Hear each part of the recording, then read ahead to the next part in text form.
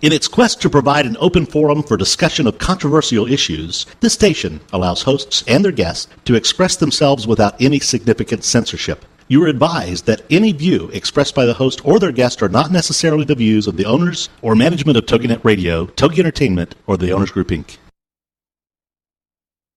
It's time for Motherhood Talk Radio, the most powerful voice in women's issues today, with Sandra Beck and Christy Holly. Ladies, Motherhood Talk Radio is here to give you a powerful platform by giving you interesting, inspiring, and influential information as you navigate everything from childcare to corporate formation. Motherhood Talk Radio has interviews with best-selling authors, gurus of happiness, and women of interest who every single day make our world a better place for our families. Motherhood Talk Radio, powered by Motherhood Incorporated, is on the air now.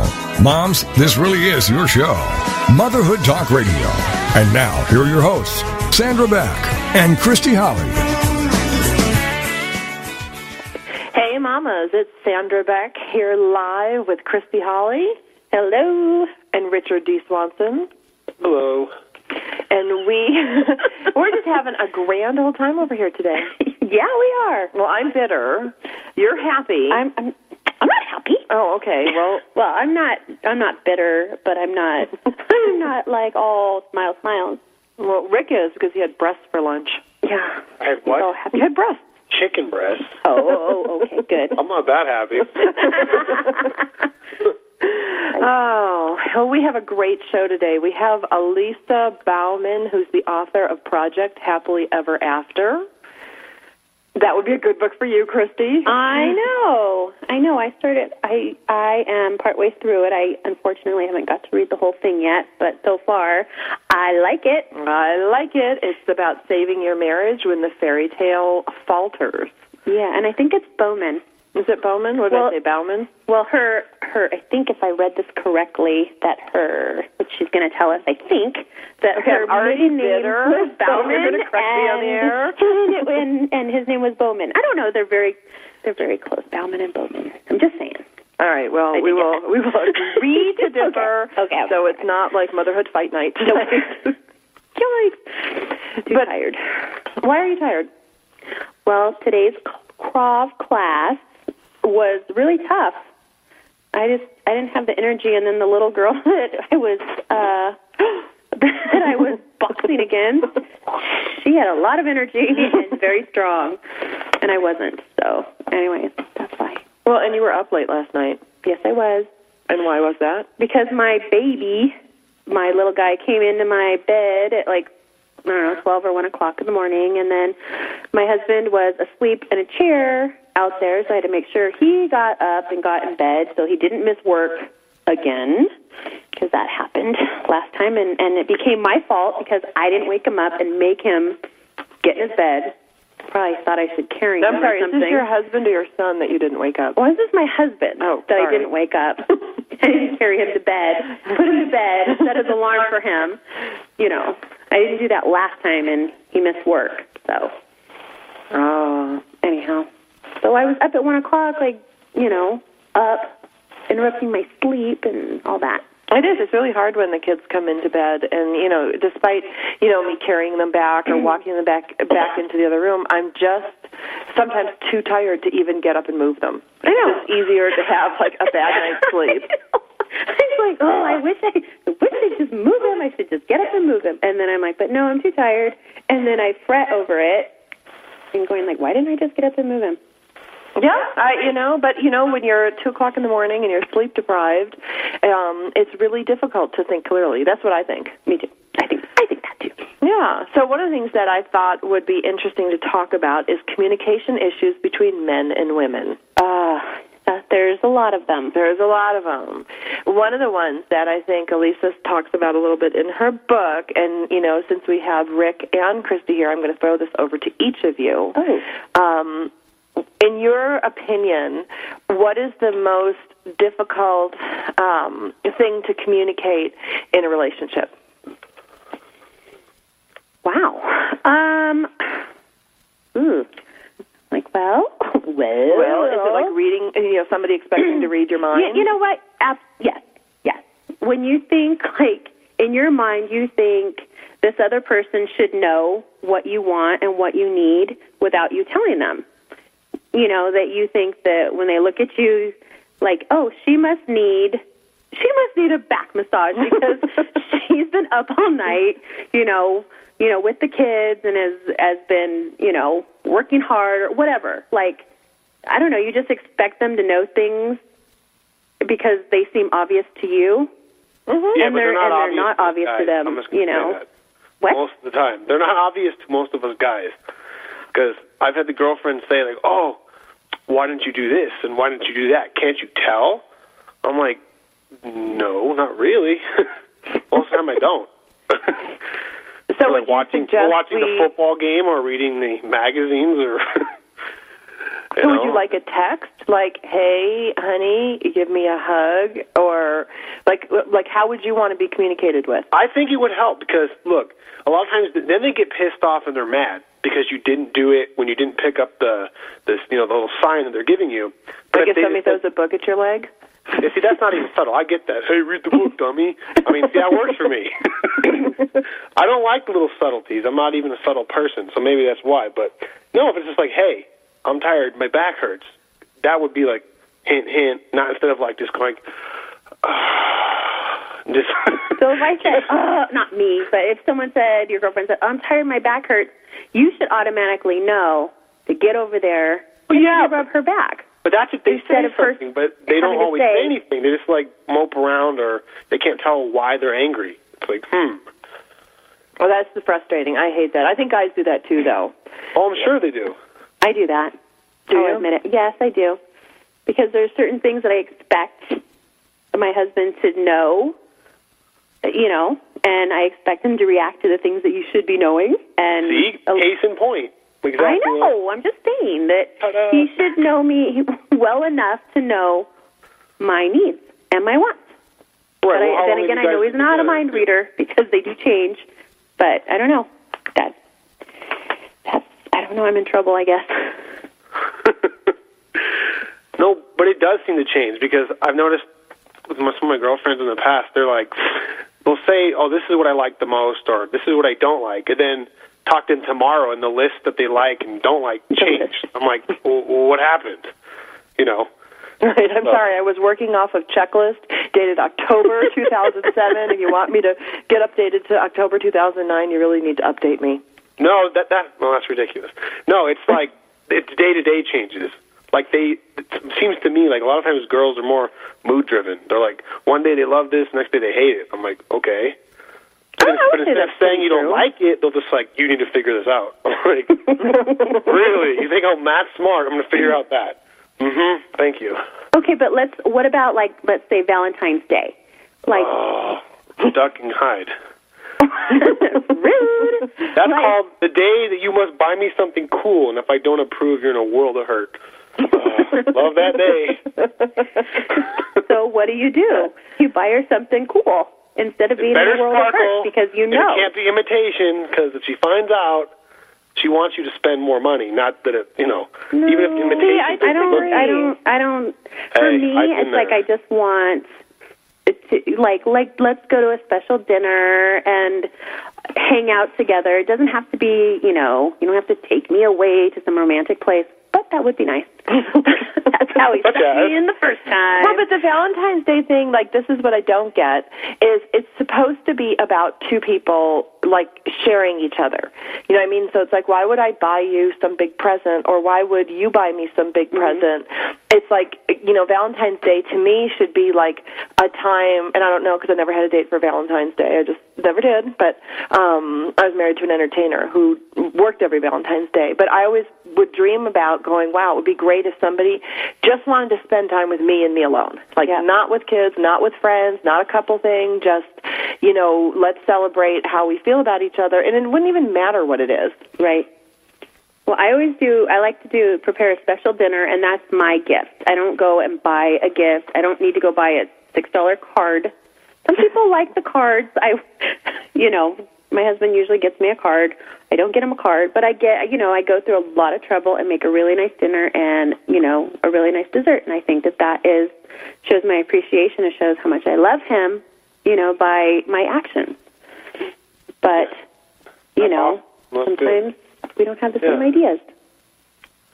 And what do you do with your kids? Do the kids join you on Valentine's Day?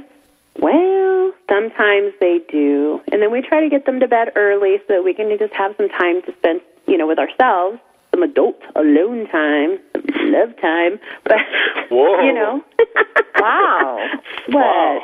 Wow. Nothing. No, this is PG Talk Radio. It is. That was very PG. It's true. It's so cool. I'm throwing down the hubby. No, but just, if we can get a babysitter, we do. A lot of times we can't get a babysitter. So, Sure. We just make do. So that's what we do. I don't know. I guess maybe the thing would be maybe the couple could talk about it first. Like, hey, what's a good Valentine's Day for you? I mean, I guess that's what the book talks about is the communication. Whoa. What? I said that's a novel concept. Talking, communicating. It would make it a lot easier, honestly. Well, now here's a good question: who is supposed to plan Valentine's Day?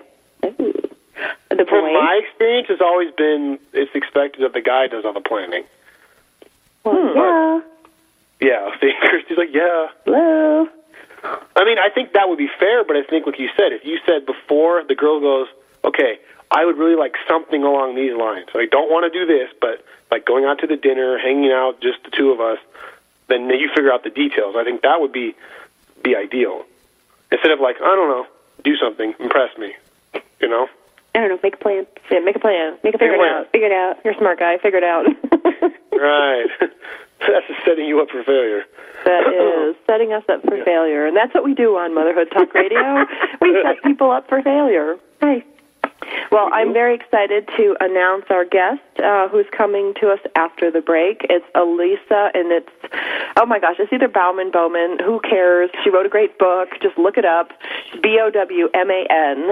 And we're on Motherhood Talk Radio with Christy Holly, Rick Swanson, Sandra Beck. If you want to check us out on iTunes, please do. We're also available. The shows are available at motherhoodtalkradio.com. They're also available at toginet.com. And if you've missed prior episodes, we have authors, best-selling authors, we have specialists, pretty much anything that covers the arena of motherhood. We welcome you to listen to our past shows and tune in after the break.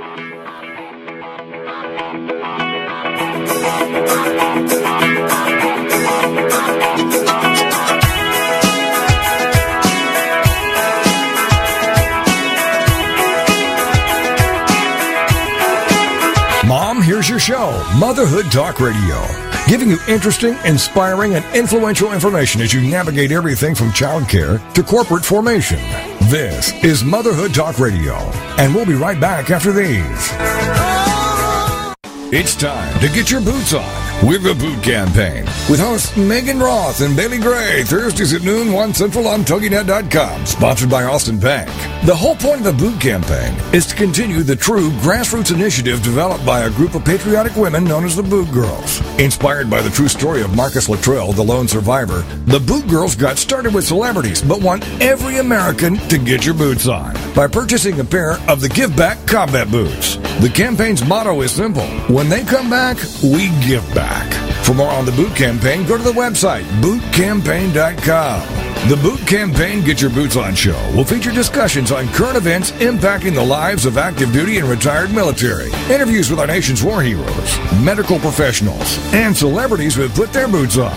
Do your part and join us for the Boot Campaign Get Your Boots On show with Megan Roth and Bailey Gray, Thursdays at noon, 1 p.m. Central on TogiNet.com. Is there more living for you to do? Yes. Start living inspired. Be here for Living Inspired with Tricia Goyer, Thursday afternoons at 4, 3 p.m. Central on TogiNet.com. Tricia will dig deep into topics that matter most to women, inspiring women to make a change in their own lives and to make a difference in the world, and maybe even deep within their own hearts. Tricia is a wife, mom, speaker, family expert, and author of 24 books. For more information on Tricia and Living Inspired, go to her website, TriciaGoyer.com. That's TriciaGoyer.com. Tricia's vision is to be the voice of hope and possibility for women of all ages. Her intention is to serve ordinary women by encouraging extraordinary things with God's help. Tricia expresses real life, real hope for real women. Is there more living for you to do? Yes. Start living inspired. Living Inspired. with Tricia Goyer, Thursday afternoons at 4, 3 p.m. Central on TogiNet.com. Welcome back to Motherhood Talk Radio, the most powerful voice in women's issues. For more information, check out the website, motherhoodtalkradio.com. Now, let's get back to the show with your hosts, Sandra Beck and Christy Holly. Okay, we are here. If you guys would like to pay attention to Motherhood Talk Radio. Sorry. So sorry. We were actually discussing scenes from the book because they are so interesting and they are funny. And you got to admit, Chrissy, this book is very well written. It's very funny. At first, when I saw the cover, being divorced, I was like, Project Happily Ever After, how to save your and that's pretty much all. How far I went with that. But it is. It's very well written. It's very witty and insightful. Yeah, you can identify with it. Totally. Yeah, I really thought, she did a great job, which is why she is on our show today. Her name is Alisa. She used to be Bowman. Now she's Bowman. Very nice. Okay, we have a correction. She is the author of Project Happily Ever After, which tells the story of how she went from wishing her husband dead to falling back in love. She is also the creator of ProjectHappily.com. It's a gathering spot for recovering divorced daydreamers.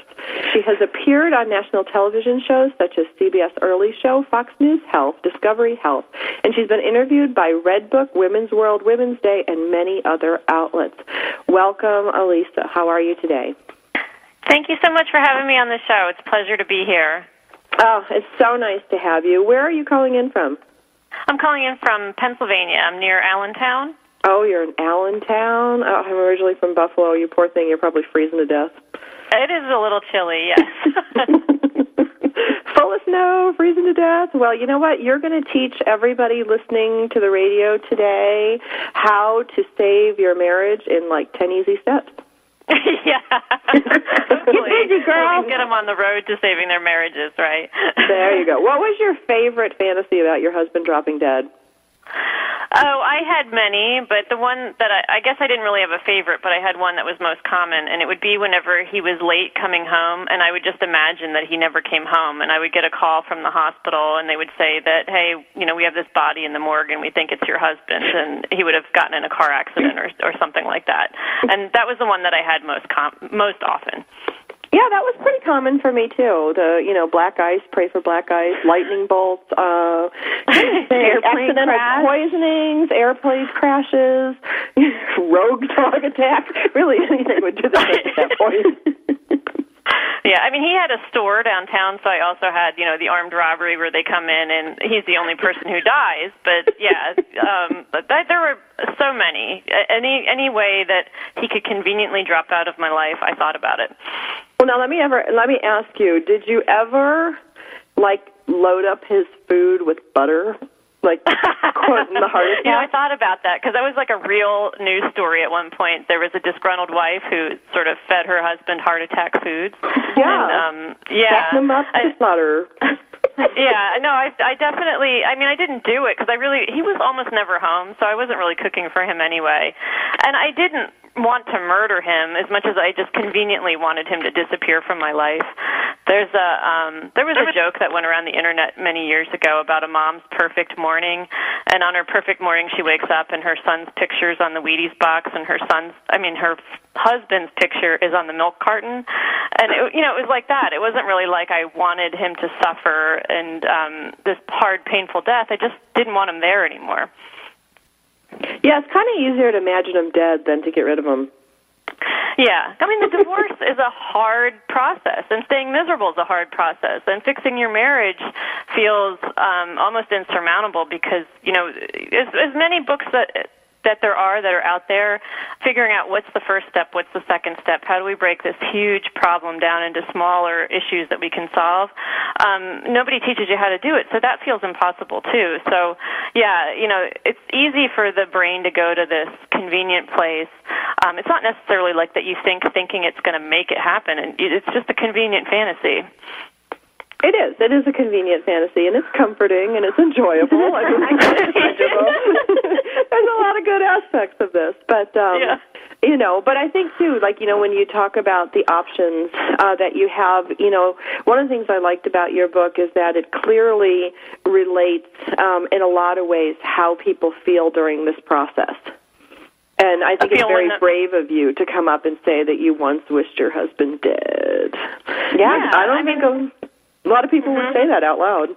Yeah, a lot of people wouldn't. And there have definitely been a few people who have sort of taken that to a different place, and maybe they don't identify with it and they've never been there. I've had people say that I need to be in therapy and there's something wrong with me and whatever. But when I started talking about it, so many other people admitted that they had the same fantasy. Yeah. Well, yeah, because I think, like you said, it's easy, it's convenient, and it's like nobody likes to go to marriage counseling. I've been to multiple different marriage counselors before the end of my marriage, and, it's not fun. It's not fun in any way you slice it. And believe me, when you think about paying the therapy bills, paying the attorney's bills, all these different expenses that you have, the fallout you have with your kids, and then you think of one well-placed lightning bolt, it's like not even a question. and then you wouldn't have to feel guilty because it wasn't your doing. That's right. That's right. I mean, if you stuffed him through a bowl of butter and cholesterol, waiting for his heart to stop, there's at least some culpability there. But the rogue dog attack. Yes. That way you get out of your marriage and everybody feels sorry for you, That's true. I'm the victim. My husband was gored by a bull. Really? You live in downtown Chicago. How did that happen? So let me ask you, Alisa, what led, in your opinion, what led to the problems in your marriage? What were the big contributing factors? Sure. Basically, we had a communication problem with a lot of stress on top of it. And I didn't know we had a communication problem because when you don't have stress on your marriage, you can really have poor communication skills, and it's not a big deal. But when my husband opened a business within months of us having a baby, and it thrust me into this position of being a single mother with a deadbeat husband, he was never home, was working all the time, 12 to 14-hour days, and he didn't have an income. So I was the sole breadwinner, the sole parent, the sole person doing all of the housework, paying the bills, worrying about our finances. And he would just come home every once in a while and be like, oh, what did you make for dinner? Or leave his shoes somewhere where I didn't, he just felt like trouble to me. This one more thing in my life that I had to deal with is what he became for my life. And, we were bickering and fighting. Sex wasn't happening. We would go out to dinner, and I couldn't think of anything to say to him. And the common thing that I told people was I just felt like our marriage was dead. Like there was just no love there. There was no excitement. There was no fun anymore. And I really thought at that point that it was over, and I didn't think that it could be saved. So as it turned out, I was wrong about that assessment, though. But, it's like anything, like any relationship. One thing I learned from, the failure of my marriage is that, and the failure of friendships, over time, is that if you don't spend time together, if you don't spend time alone together, if you don't communicate and nurture each other, it's going to go away, no matter what. No matter what you did, nothing's bulletproof. I mean, you think of your friends that you've had over a lifetime, it's because you constantly reach out to them and you look at them as somebody who's special and important. And day to day, when you get in the grind of these things and, the focus is taken away completely from your relationship, how is it supposed to sustain? Exactly.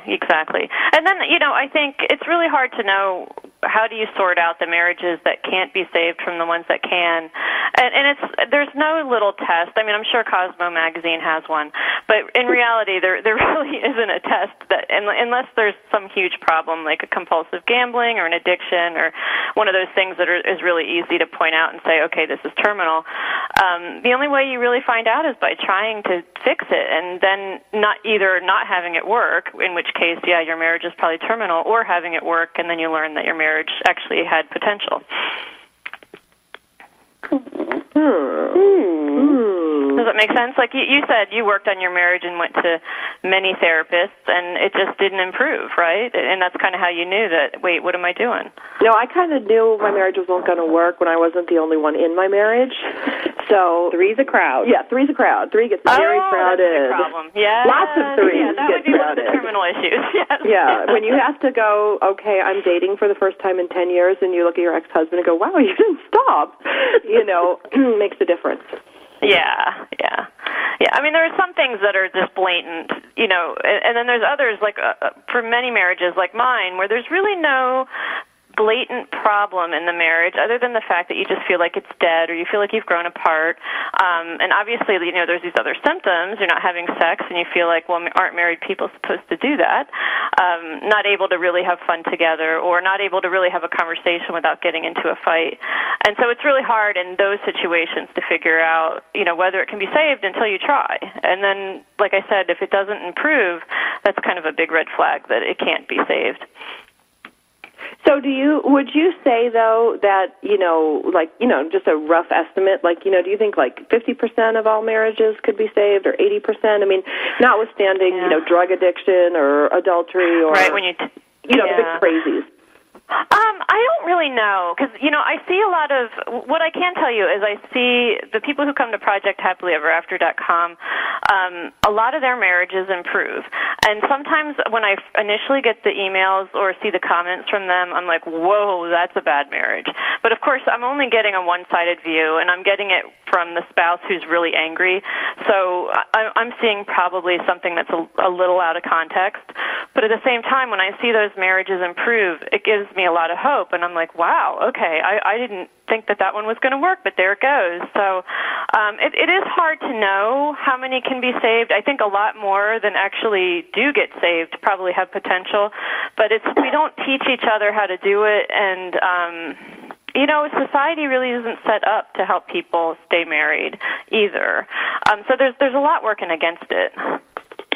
Well, I think so. I think it's very easy, I think it's very easy and it's very accepted in a lot of circles today to just dump the husband, dump the wife, blend the families, move the kids around. I mean, it's, for somebody like me who was the first one in my family line to get divorced, I was paving new ground, but, I think we live in a disposable society. If something doesn't fit, buy something new, don't fix it, just keep moving on. And if your iPod only has 8 gig, you need to have 32 gig and upgrade. Right, it's shiny and new with plastic boobs. But, beyond that, I think it's really important that we take a look, especially as we readjust ourselves as a nation to go from excess to come back to different traditional values. Exactly.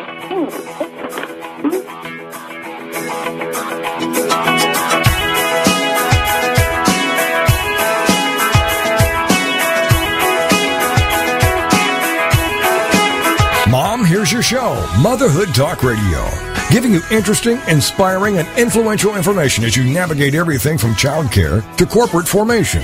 This is Motherhood Talk Radio, and we'll be right back after these. Parents, if you feel overloaded, overworked, underappreciated, and seriously stressed out, The Parents Plate is here to help you. The Parents Plate with Brenda Nixon. Tuesday mornings at 10 a.m. Eastern, 9 a.m. Central on TogiNet. It's time to build stronger families through parent empowerment. And that's what The Parents Plate does. The Parents Plate understands the busyness of life and balancing child rearing and other commitments. Brenda Nixon will be talking to noted experts and authors on all issues, from teething to teen driving. Brenda Nixon is a nationally recognized speaker to parents and child care professionals and author of the award-winning The Birth to 5 book.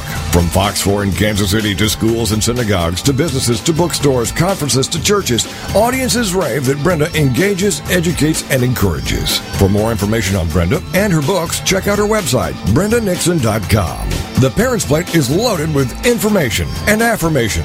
The Parents Plate with Brenda Nixon. Tuesdays at 10 a.m. Eastern, 9 a.m. Central on TogiNet.com. Innovation and insight, problems and solutions, capitalizing on your ideas and efforts. That's all a part of Changing the World One Invention at a Time with Rick Rowe. Thursday evenings at 6, 5 Central on TogiNet.com. Rick will be sharing stories of innovation, invention, inspiration, and overcoming obstacles with guests who have been there, done that, and are doing that. Rick will be asking the right questions, helping you identify the real problems, and showing you how to act on your ideas by increasing consumer confidence and, more importantly, increasing your confidence to act on your ideas. For even more information, go to ThinkTech, that's TEK, globally.com. Then join us as Rick and his guests teach us how to develop new ideas and create new products, new businesses, new jobs. And together, let's get our economy growing again. It's changing the world one invention at a time. With author and inventor Rick Rowe. Thursday evenings at 6, 5 Central on TogiNet.com. Welcome back to Motherhood Talk Radio, the most powerful voice in women's issues. For more information, check out the website, motherhoodtalkradio.com. Now, let's get back to the show with your hosts, Sandra Beck and Christy Holly. Hey, mamas, this is Sandra Beck, and I am here with Christy Holly. Christy, what book are we reviewing today? We are reviewing Project Happily Ever After, Saving Your Marriage When the Fairy Tale Falters. By Alisa Bowman. Bowman _Bowman. No. Did you really have both those names? I did. I grew up a Bowman, and that's pretty much how I met my husband, because I met him in a bar one night, and he said that his name was Mark Bowman, and I was like, wow, my brother's name's Mark Bowman, and the conversation just sort of started from there, and then I married him. I tried to make sure that we weren't related before we got married. Yeah, that's so smart. So smart. That's such a good idea, but they're spelled differently, right? They are spelled differently. Bowman is B-A-U-M-A-N and Bowman B-O-W-M-A-N. But I only had to change 2 letters. For many years, I didn't change my name, but so many people kept getting confused, and then they still get confused. I guess I can never end the confusion. But, when we were a Bowman and a Bowman, we'd get on an airline together, and people would be like, oh, wait, one of these tickets is wrong. And I'm like, no, it's really true. And if you hyphenated, you really mess with people. Oh, yeah. Well, and, I mean, maybe we should have. Maybe we should have just created a new name, like Balbo or something. Yeah. Very funny. That would show a joint effort. Well, your book is available on Amazon.com, and I would highly recommend anybody who's looking to enhance their marriage or save their marriage. I wish I had read this book in the death throes of my marriage. Not really because I expected it to be saved, but because it's really funny. Yes. And so we appreciate you and writing this book. And one of the topics I'd like to talk about in this segment is why parenthood becomes such a stressor in so many marriages. Yeah, I'm going to sound like a big downer here, but I think it's true, and none of us as opposed to the bitter show host. But, parenthood is depressing. It's hard. And, we go into it with the same sort of fairy tale notions that we go into marriage with, thinking, oh, we're just going to get this cute Gerber baby, and isn't it going to be grand? And, it's probably one of the hardest things most of us have ever done, especially if you have a hard baby. I know some babies are easy and some are hard. Usually when people keep multiplying, they eventually have a hard baby at some point. And, when that happens, you got 2 people, time gets compressed, time becomes a precious commodity, and you fight over it like some countries fight over land. And you're sleep deprived, so you lose your ability to communicate. And the other thing with sleep deprivation is you're grumpy, you're not thinking straight, you're angry, but you don't know why. And then you have these horrific things that nobody really wants to do. Who really wants to clean diarrhea out of a crib? Who really wants to deal with the throw up at 3 a.m? Neither one of you wants to do it, so you're both going to try to get out of it and then be mad at the other person for not offering to do it. There's so many reasons to fight when a baby comes into the picture. And then, as your kids get older, you're arguing about how to raise your children because you don't always agree on those decisions either, whether to use a pacifier or not. Are we going to go organic, or are we going to feed our kids conventional food? How much TV time should they get? Yeah, there's so many things to fight about. So, yeah, it's not easy at all. Well, and I think roles change. That's the one thing that I found, as being a traditional breadwinner, the traditional female breadwinner for my family. I went to work and managed the household and managed the cooking and a lot of things like that. And then had this baby, and then it was like, okay, all of a sudden this motherhood hat is jammed on my head, and then the roles were never redefined. I just, got an additional job. Another job. Another full-time job. I know, and I didn't even get a name badge. A little thing that says, Mom. I am the mom. See, it's in here, gold right on my lapel. But I think a lot of times, like what I see with my family and my friends who are executive women or they're highly educated women and successful, they have children and the roles are not redefined. So now they're just, uber successful woman, and now all of a sudden mom too. And there's really no handbook that I found out there, and maybe you could write it. Get busy. Get busy. But there's really no handbook that says, okay, what happens in a dual income household where the woman has a career and she doesn't, either they can't afford to, or she doesn't turn around and leave the workforce to fulfill that traditional role. There's a lot of battles going on over who does what in that scenario. Because you're the mom and you should be doing that. Yeah, and we're sort of like this in-between generation, too, where we've come out of the very traditional roles of what the woman does and what the man does, and now it's really undefined. And it's easy when, like I said, when kids aren't in the picture, you can have these rational conversations about who does the laundry and who's going to cut the grass and who's going to cook dinner. But then you have kids, and time, like I said, there's not as much time. All you really want to do is sleep, and you don't talk about these things, and then there's just an undercurrent of resentment. But like you said, too, nobody teaches you how to be a mom, and one of the hardest things for me was I excelled in my career, but I probably got a failing grade at being a mother. Like, I just did not know what to do with a baby all day long, and it was kind of expected that it's supposed to be instinctual and that you're supposed to know what to do and you're supposed to know how to entertain a baby, but it's very hard for a successful career person, I think, to admit that, wow, I need help, I don't know where to turn, I don't know what I'm doing. And then, my husband felt befuddled about it too, but, is he going to admit it? No, he just sort of shirked responsibility and stepped out of the picture and let me handle it. Well, that's the one thing, that I will say that I had that, was really outstanding. I have had the same, child care nanny housekeeper for 8 years now, and she was so amazing. I would encourage anyone to get some help because, my son was premature. He was on a feeding tube. He came home looking like a Costco chicken, and I didn't know what to do with him. I'm like, oh, my God, he's the size of a bag of flour. I'm going to snap his head off. And, my mom was sick, so she couldn't come help me, and I don't have any family here, and I really didn't know what to do with this thing. I mean, I just look at him going, oh, my God, I hope your eyeballs, go back together the way they're supposed to be. He was born before he could track properly. But to have somebody who knew what they were doing was huge because I had no idea. I know. And it is true, like when you have somebody in your life like that, whether it's, I got a lot of tips from the people who worked at my daughter's daycare, because I couldn't get her to sleep through the night and I couldn't get her to nap. And I was like, what do you do? I'd walk in there and like, all the babies are sleeping at the same time. How do you guys do that? And I would ask questions like that, and I learned a lot. Baby Tylenol, Yeah. Little drop for you, big super for me. Where is that stuff? Where do you buy it? Oh, but it is really hard. I remember, this has nothing to do with anything, but I remember the first time that Max slept through the night because he was born a couple months premature. By the time I got him home, 2 months later, he was right at, the newborn stage, and I was pretty much a zombie at that point, and my mom did come out at that point to see me, and I got up the next morning. I'm like, Mom, wasn't that great? Max slept through the night. She was face down in her eggs.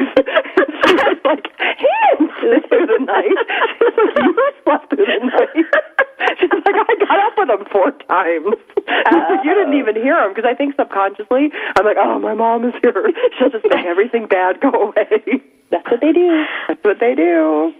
Yeah, I mean, you need that support system in your life. And, it'd be great if, like I said, society isn't really set up to help us stay happily married, but it'd be great if, people helped husbands man up during that phase, too. I really do think that my husband just didn't know what to do with an infant, and he wasn't going to talk about it. And it seems common among some fathers that they don't know what to do. It'd be great if a father who had already been through it said, dude, hold your baby, or dude, do this.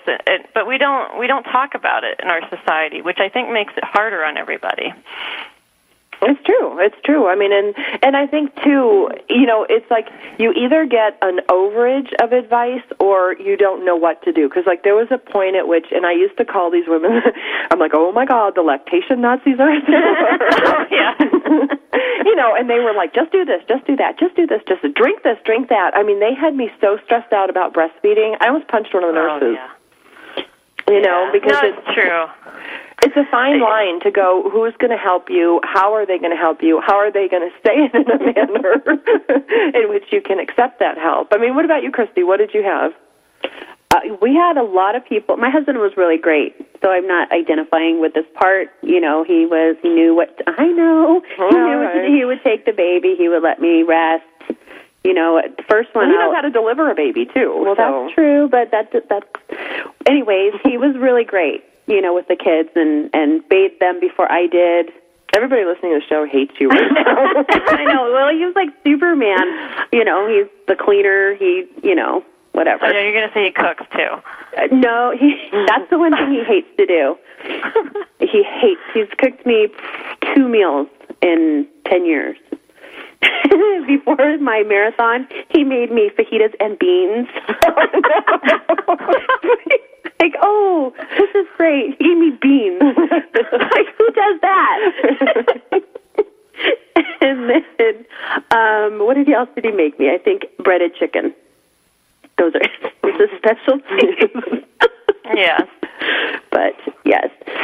No, everybody has, like, all this crazy different advice, and everybody wants you to do it their way. Or you talk to an older person going, well, when I had my baby 40 years ago, it was okay to do this. So I don't, they don't understand why we are doing things differently. And my mom did things a certain way, and my sister, and, it was just getting all this different advice.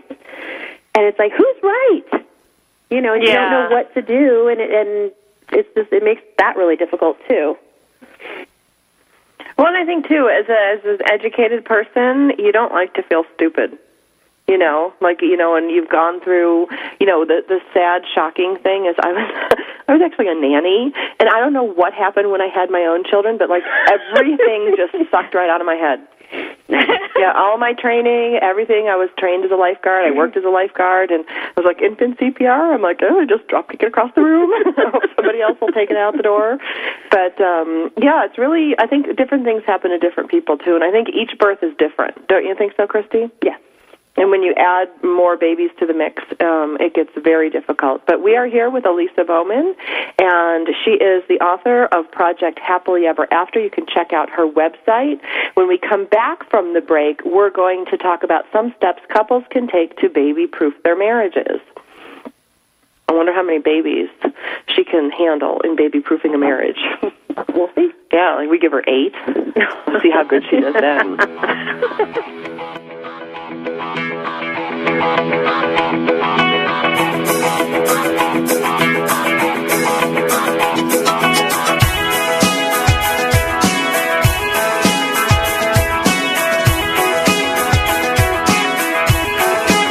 Mom, here's your show, Motherhood Talk Radio, giving you interesting, inspiring, and influential information as you navigate everything from childcare to corporate formation.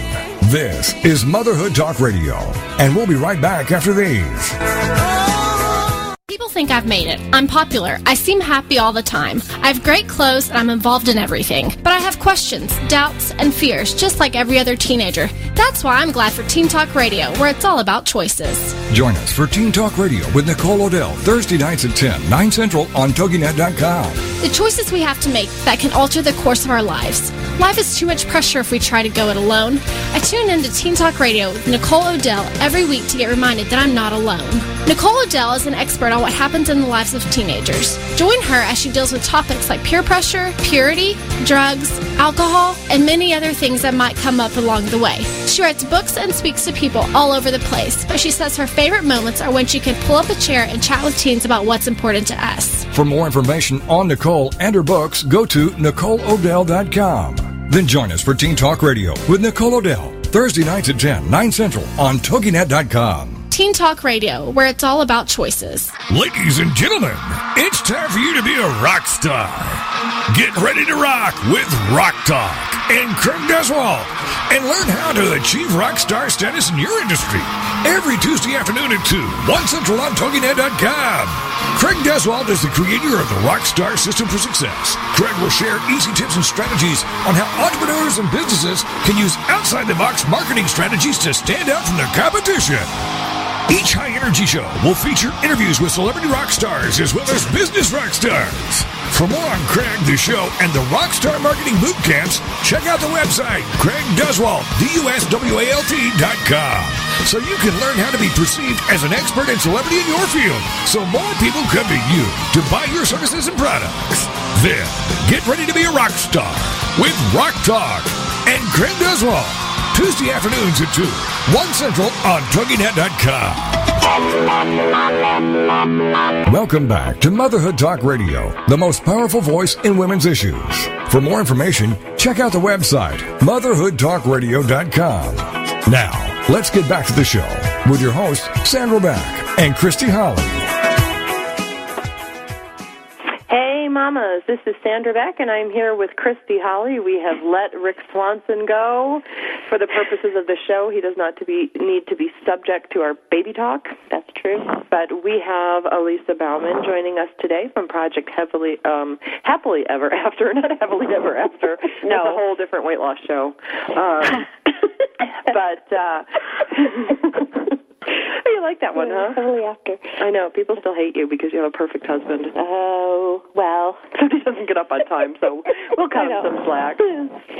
So one of the things I'd like to talk about in this final segment, and I would encourage everybody out there listening today to order a copy of Project Happily Ever After.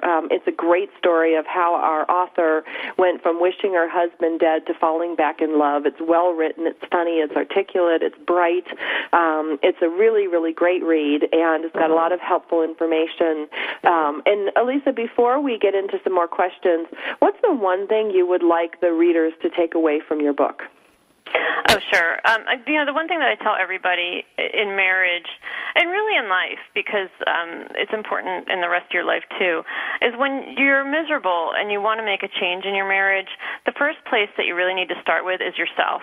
Because a lot of times we want to blame everything else and everybody else for our misery, but we can't change everything else and everybody else as easily as we can change ourselves.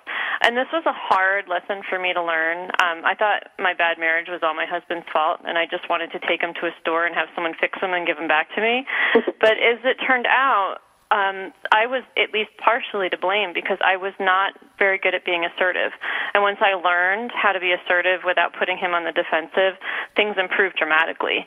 And so I kind of feel like that's the most important thing for anyone to learn, because once they take ownership of their problems, the next step, which is breaking it down into small steps and working on one small aspect of your marriage problem at a time, is so much easier because you're in the ownership position. You know you're in the driver's seat, and you're the one who's going to initiate all of this change, which is really necessary. Well, and I guess kind of like anything, when you have, not to go all physics on you, but when you have like mutually dependent systems, it's like if you change, everybody around you, including your spouse, absolutely has to change. Like they can't stay the same. Right, and it is. It's like a dance, and you're assuming the role of lead, and then your spouse is going to follow you. A lot of people have trouble with this. They say, oh, it's not fair, he's the one that's the problem, and that may be true, but saying it's not fair and he's the one who's the problem isn't getting you to a better place. And really the only place that's going to get you to happy is by you leading and initiating the change.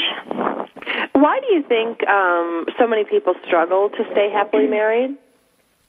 Well, I think there's probably more reasons than we could list in an hour or even a year. but I think a lot of it is that nobody teaches us how to communicate, and most of us do it badly. And we do it badly in every area of our lives. And unfortunately, with marriage, you have to live in the same house and sleep in the same, well, you don't have to sleep in the same bed, but you're definitely living in the same house. And you can't get away from each other. And when you have a communication problem and you see each other all the time, it can create a lot of anger and resentment and retaliation. And, instead of communicating and saying, oh, honey, look, there's dishes in the sink and I'm feeling too tired to wash them? Could you take care of it? What happens in a lot of marriages is the hinting or the nagging or the not saying anything and then retaliating later by not having sex or, any number of things. But that's not really communication. And assertiveness is the one skill that most of us just don't know. Well, and I think we're socialized that way, especially as women, and as women that are in charge of domestic things. It's hard. I think I see my sisters, and even I think of Christy sometimes. It's like her job is like to take care of the kids and take care of the house. So at what point does she put up the white flag and say, honey, I need you to do these things for me? Because then it's like for me, but it's not. It's like, we're both living in this house. These things need to get done, unless you put an org chart up there and, specifically define, on Tuesdays you are underwear and you are whites. It's really hard because, one person might be the breadwinner, but the other person does more of the physical labor and the caretaking. But I think I read something one time. It's like women make on average like $3 an hour, as a stay-at-home mom. And they work 43 hours a day. I mean, some crazy thing like that. Yeah, well, I mean, when you have a career, you get to check out. I mean, for most careers, you get to check out at the end of the day, and you're done. But when you're what do you call it, the head of the household, the CEO of home, there is no time clock that you get to check out of. So you're working basically all of the time that you're awake and some of the time when you're trying to be sleeping. So, it's not really fair to say the woman or whoever it is that's at home has 100% of all the home duties and the other person's only in charge of bringing home the bacon, because that's actually not really a fair distribution of labor at all. Yeah, it's not, but it's really common. Yeah, it's really common, and I especially think it's more common in stay-at-home moms than working. When I look at my working mom friends, there seems to be, just by the sheer fact that the woman's not home, there has to be more equitable distribution of labor. But my stay-at-home family members and friends, I mean, they do 90% of the stuff in the home. Yeah. Yes, Christy just passed out over there under a blanket going, please, God, let this show last forever so I can get some sleep. So now, Lisa, let me ask you, what happens in a relationship when, and I'm sure a lot of our listeners can really relate to this. If the woman wants to improve her marriage, but the spouse doesn't want to participate, I mean, is she dead in the water? Well, not necessarily. I used to think that until I encountered a whole bunch of couples who ended up making it work. But what ends up happening is that you really have to take the focus on yourself and say, okay, you know what, I'm going to do everything I need to do to be happy, whether my spouse is with me or not. And so what I've seen is that the woman will go to individual therapy. Her spouse doesn't go with her. And the individual therapy helps her tremendously, and she becomes more confident and more assertive and happier, and the rest of her life gets better.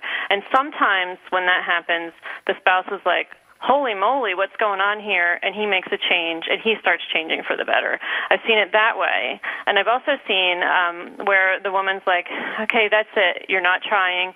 She asks for the divorce, and then all of a sudden he wakes up and realizes he's about to lose a good thing, and then he starts trying. Sometimes that's a little too late. Many times it's a little too late, but I have heard some stories where when he finally wakes up and decides to participate, she'll stick around, and they do eventually work it out. What do you say, Christy? I think that sounds accurate.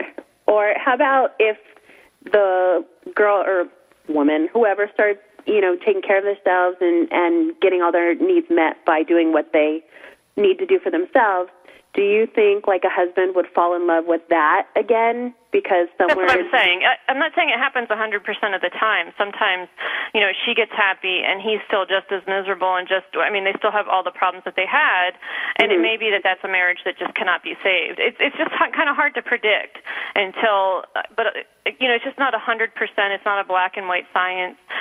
Every marriage has different issues going on, and people communicate in different ways. And so, sometimes men say, no, I'm not going to go to therapy. No, I'm not going to try. And then they end up trying. So there's a lot of gray area so it's really hard to just say, oh, no, those marriages are doomed, and they can't all be saved either. It's somewhere in between those two extremes. And I think, Chrissy, what you're talking about is what happens when one partner makes a radical change. Like, what does that mean for the relationship? I mean, if you've got somebody who all of a sudden is very different than the person you married, good or bad, they could decide, okay, I'm going to take better care of myself, I'm going to go back to school, and, all of a sudden, this guy who married this, nice, little Susie homemaker, all of a sudden, 10 years later, has, high-powered attorney walking beside him. Whenever you change the dynamics, that puts a strain on a relationship. Oh, it definitely does. And then you have to get to know each other all over again. But what a wonderful thing. I mean, most marriages, sometimes you feel like, wow, there's no more questions to ask. We've run out of things to talk about. So in a way, if you can embrace that and see that as, wow, you know what, we need to get to know each other all over again. One of us has really made a big change. One of the myths in marriage is that, when you're together for a really long time, you do kind of make the mistake of thinking that you know everything about each other, but you really don't. You're two separate people with two separate brains, two separate thoughts, opinions, and so sometimes it's just like you really just have to work a little harder to stay in touch and to really make sure you know what's going on in each other's worlds. But yeah, it's true, like that kind of big shift, it can be hard because the other partner has to accept that you've changed. It happens even when one spouse loses a lot of weight. Usually their spouse has to accept that, wait, she looks different. Any kind of change is threatening for a relationship. That would be Project Heavily Ever After in that book. One of the things I wanted to ask you, too, is do you think it's possible for couples to spend too much time together? It's probably possible. Sometimes people expect each other to be their everything, and they put all of the eggs in that basket, and I do think there's a risk to that. Because your spouse really isn't your everything, and it's a really high expectation. And usually when I see couples start off with that expectation, it works for a while for them in the newlywed stage, and then it really starts to crumble fast. And those are the marriages where, in the very beginning they swear they've met their soulmate, and you hear all of these wonderful things, and you can listen to them. They sound so convincing, and you're like, wow, maybe the fairy tale really does exist. Wow. And then, you see them 2 years later, and you find out they're not together anymore. So I do think, you want to have some separateness, some individuality, because that way you can kind of help support each other and champion each other. So there probably is a such thing as too much togetherness. Yeah, I think so. I see some of my couple friends that, you just go, wow, you're cruising for disaster because you're together 24/7. Well, and sometimes they're together for the wrong reasons, like because there's trust issues, and they don't say that, but, you can see that one's more possessive, and you're like, Right. It's like, why is my wife stuck to my hip? Or like, go away. Tell your husband to go away. He can't come to the baby shower. It's all girls. Right. You guys, I gotta wrap up the show. My name is Sandra Beck. I'm here with Christy Holly. We are here. We had the lovely time with Alisa Bowman of Project Happily Ever After. Check it out. It came out in December of 2010. Or Bowman. The case may be. You can pick her up on Amazon for those of you that missed the show today. Catch us on iTunes, catch us on TogiNet.com, or on Motherhood Talk Radio. The podcasts are available, and we will be back next week with another exciting guest.